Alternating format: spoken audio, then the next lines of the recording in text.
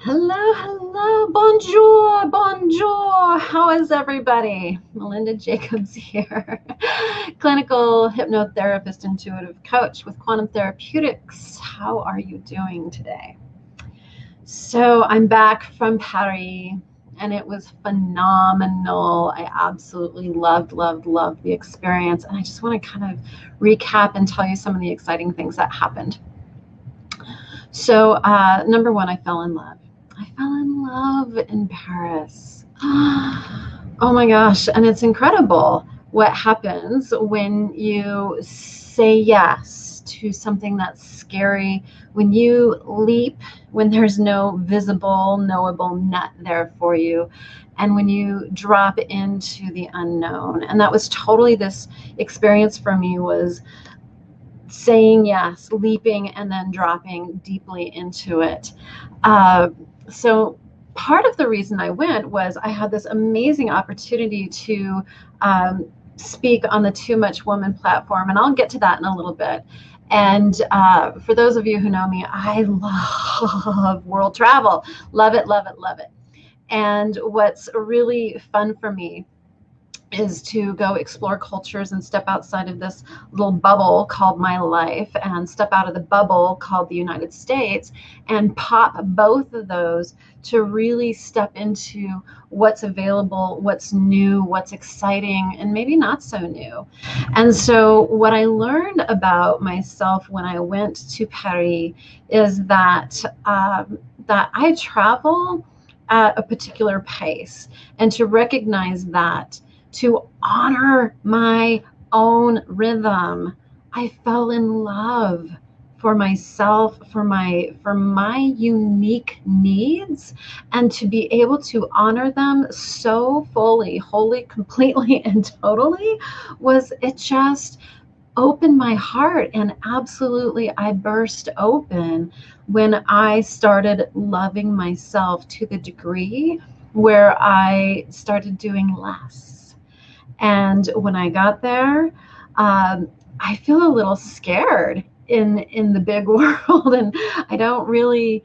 I've traveled all over the world, but still, it's for me. It's I get a little intimidated, and so I got there and I had my first panic attack in the airport because literally I leapt without a net when I said yes to this opportunity.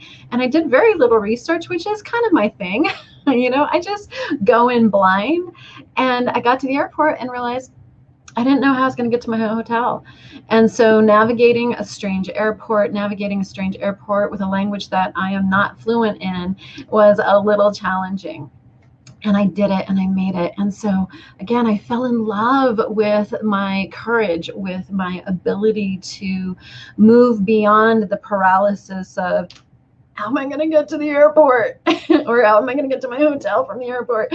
And I just fell in love with my adventure nature, and so profoundly that willing to leap and say yes and then dive was really great.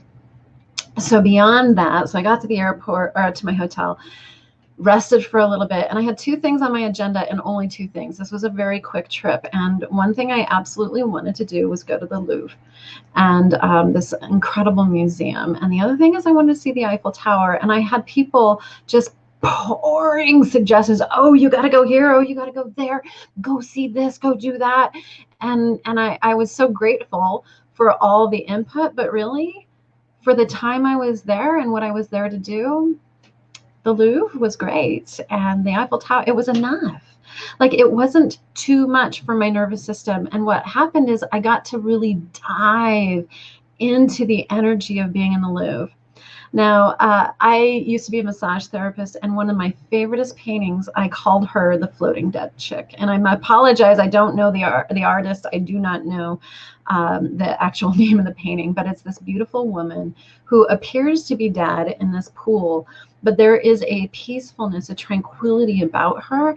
And so she's laying there, and there's a halo over her head as she's laying in this horizontal place.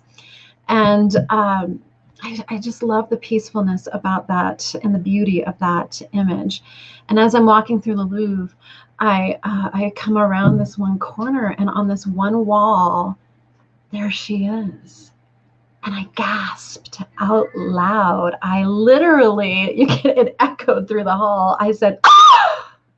I was so surprised to see her, and the tears started coming.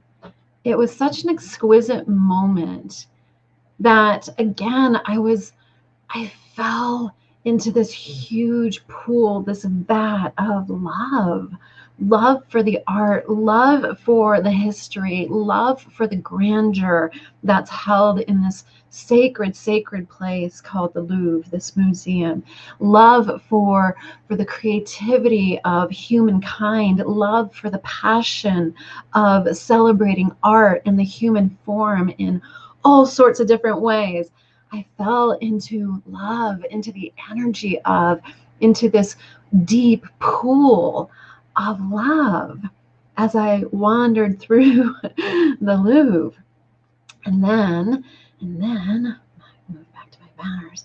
And then this woman, Gina, the Too Much woman, I'd known Gina years before she became a viral internet sensation, and before she began this movement of the Too Much woman. And I fell in love in that experience of seeing Gina in action, seeing how she carries herself in the world, seeing how she's so authentic, so real, so transparent about this part of her life, and to just feel that celebration of women, that celebration of our too muchness, that recognition within ourselves as powerful, feminine, sexual beings. I fell in love in that experience of being in that energy and being with other women who came together to have a day together to celebrate our femininity, to celebrate our too muchness, and to see such beauty, such grace in the stories that were being shared throughout that day. Again, I deeply, deeply fell in love. And then I went to the Eiffel Tower. And again, that was just spectacular. I don't know the history. I'd like to read up on the history of that structure because it is gargantuan.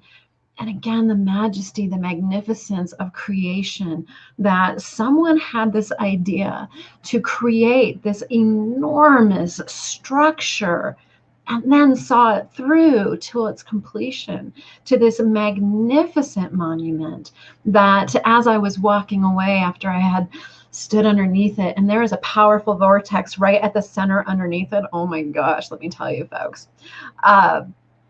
And as I was walking away, I felt so complete, so proud of myself, getting myself there. And I had a 3.5 kilometer walk back to my hotel. And I was just taking in the evening, just being in that energy. And in the building that was across the street, I saw these blinking happening. And I'm like, oh, look at that. Someone's got blinking lights in their apartment. How cool is that? But I started noticing it. It was like all down the whole side. It's like, wait a minute. That's not in someone's apartment, that's a reflection. And I turned around and I saw this magnificent sparkling light display of the Empire State. That's not true. The Eiffel Tower. What am I talking about? The Eiffel Tower is blinking and sparkling and completely lit up.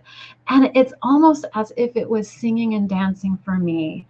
And again, my heart just burst open and I dropped even more deeply into love and just feeling this connection with the world, with my life, with my body, with my creativity, my intuition, my sensitivity, all my broken and maybe not so put together parts of myself.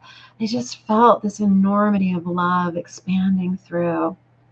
And so I just wanted to come today and share that experience with you and ask you this question.